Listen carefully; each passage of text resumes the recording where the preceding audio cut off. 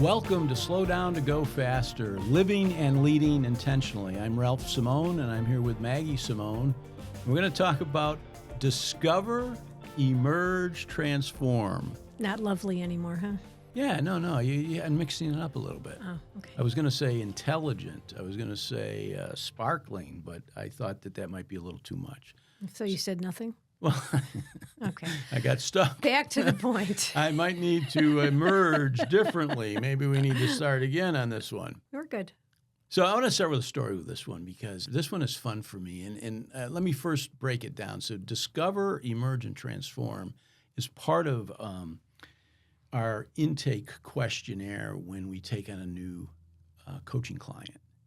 And we want to discover them and about their background, but we want them to discover their gifts, their sense of purpose.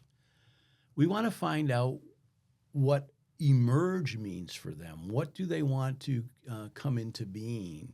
What do they want to achieve? What are the possibilities that they're thinking about for their lives and their leadership? And then transform are the steps or the actions that they will need to take or commit to make that happen. And when I was writing this chapter, I told two stories, but the one story I like to tell because it's about me is the story when I was going after the world record in chin-ups. I'm sure you remember that. I do remember this. It was after Rennie had qualified for the President's Physical Fitness Award, and he innocently asked me, "Dad, how many chin-ups can you do?" We were in the discovery part of the process, and I said, "Well, I used to be able to do 10." And of course, Rennie said, "Well, Dad, that's not what I asked you. I asked you, how many can you do now?" I said, "I don't know." He goes, "Well, why don't we find out?" Oh, my God. So we go over to the bar, and I embarrassingly get about one or two. I think I got two. And he looked at me, and he said very nicely, he goes, "You could probably do more if you worked on it." And it was not at that moment that I decided to go after the world record, but shortly thereafter, one of Jay's clients that he was rehabbing, I came to learn he had a number of world records, a couple of them that I was not the least bit interested in, squat thrusts and running a mile with someone on my back. You know, some of that stuff is a little out there, right? But I was intrigued by the chin-up one.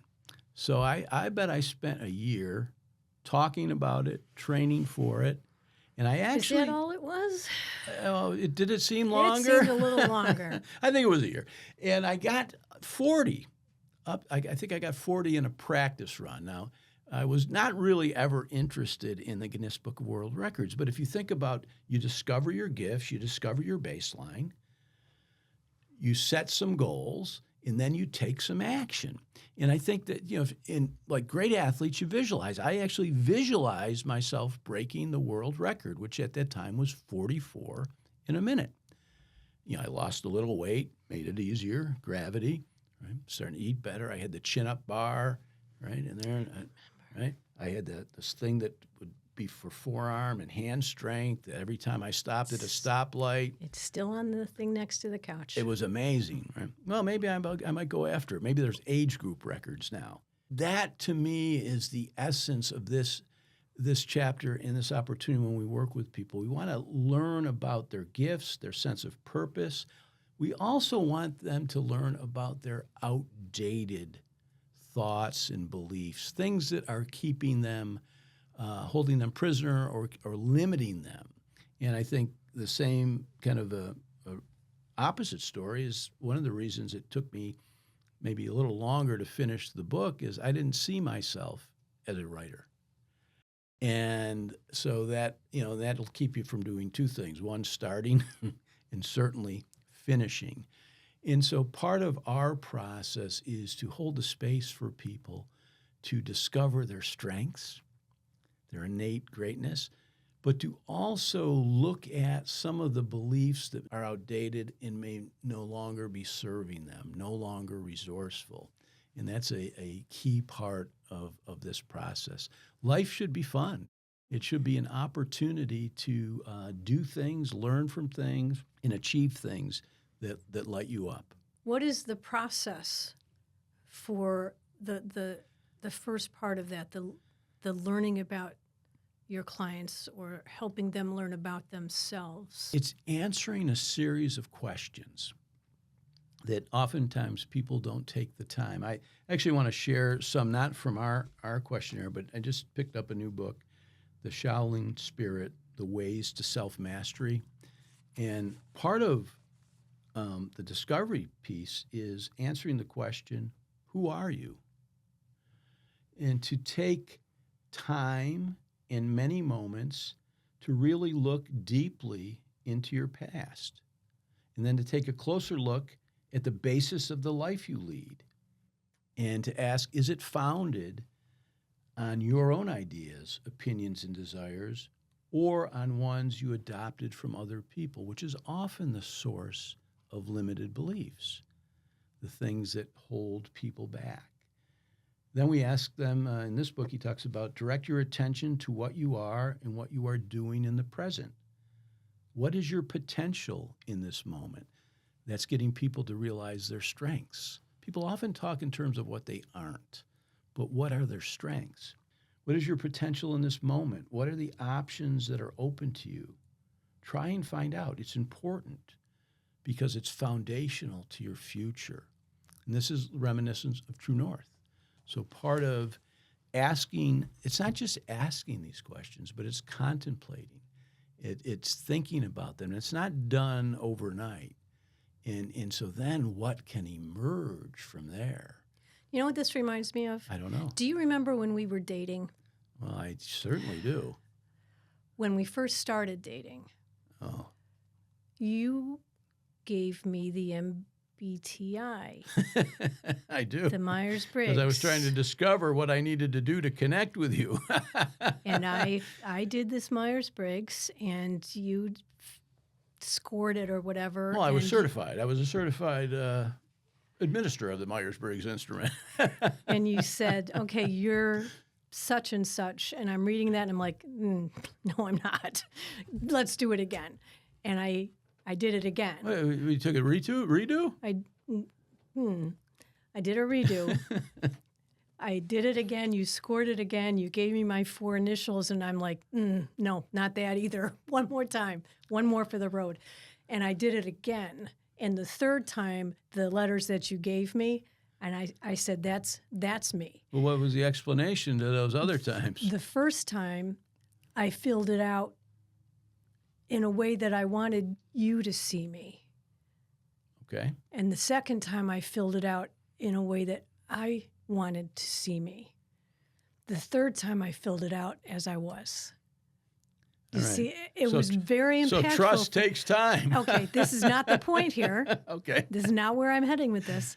Remember that realization. Again, I'm not who I think I am, and I'm not who you think I am. I am who I think that you think I am. Well, we probably should tell the rest of that story. I was already you married me. I was already 0 for 1. So the reason I was administering these things is so that I wasn't going 0 for 2. Did you give them to everybody? But no, I did not. But that was interesting to me that it could be so different. Yeah. What I wanted you to see, what I wanted to see, and what I actually was like. And that's what we're talking about particularly the discover first, and then the emerge. But discover who you are and who you want to be. Maybe that's discover and emerge, not who people think you are. And I think you talked about throwing a rock through the social mirror.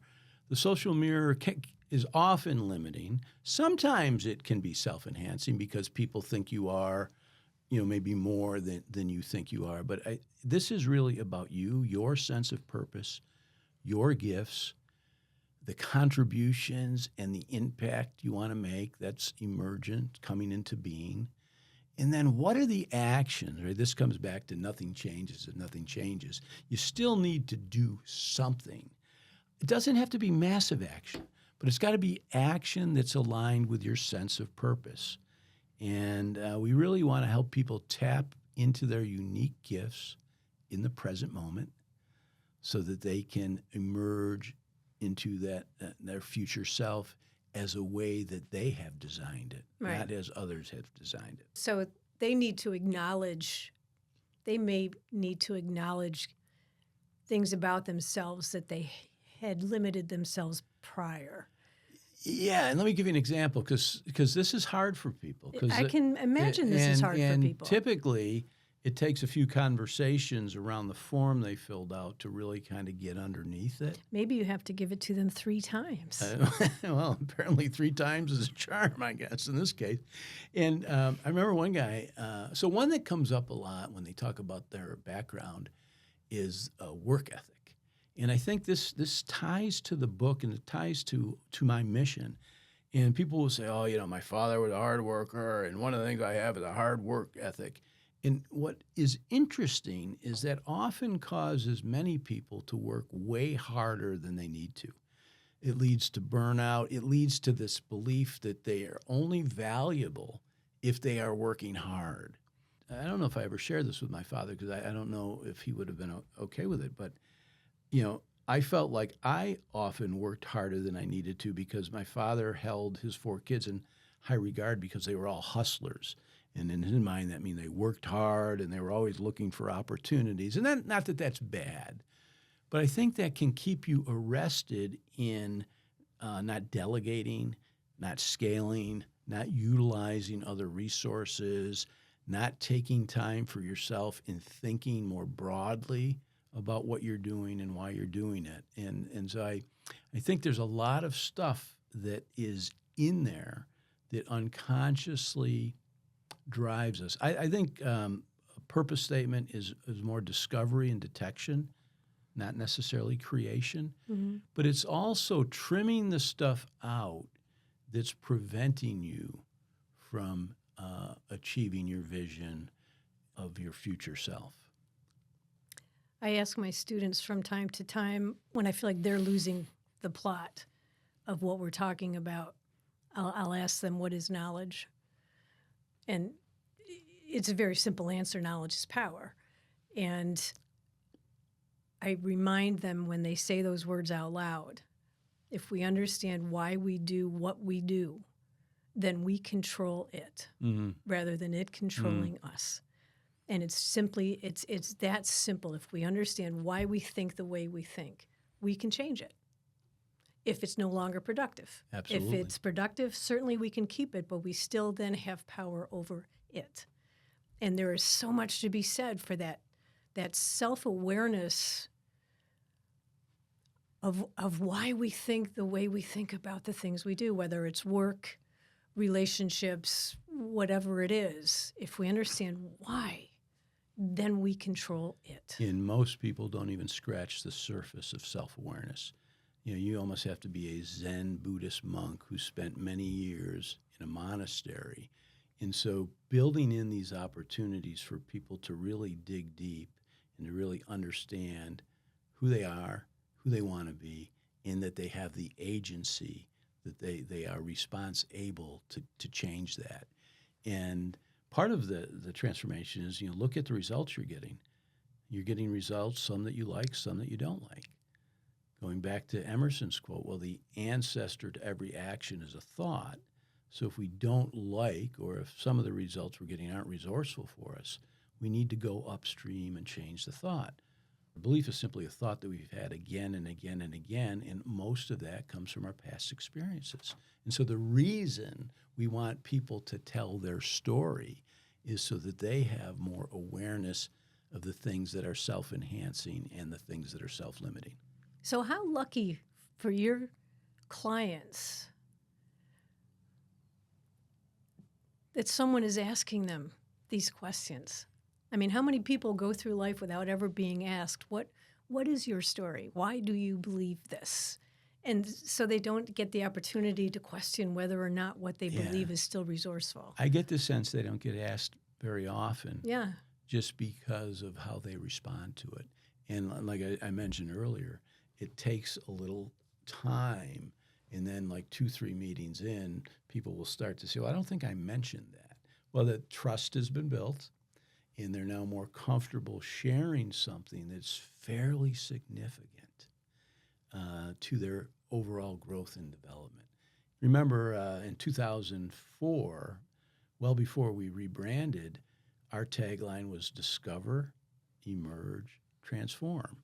And you and Rennie had a great deal to do with those three words because we think that's the journey that we're all on. We're all on this journey to discover our strengths, our unique gifts. We're all on a journey to figure out the different ways in which we can share those, in which those can emerge. And we're all on this journey to take some action to move closer to those things. I think that's part of the beauty of this book, is that you're opening up those possibilities for people who have not had the opportunity to be your clients.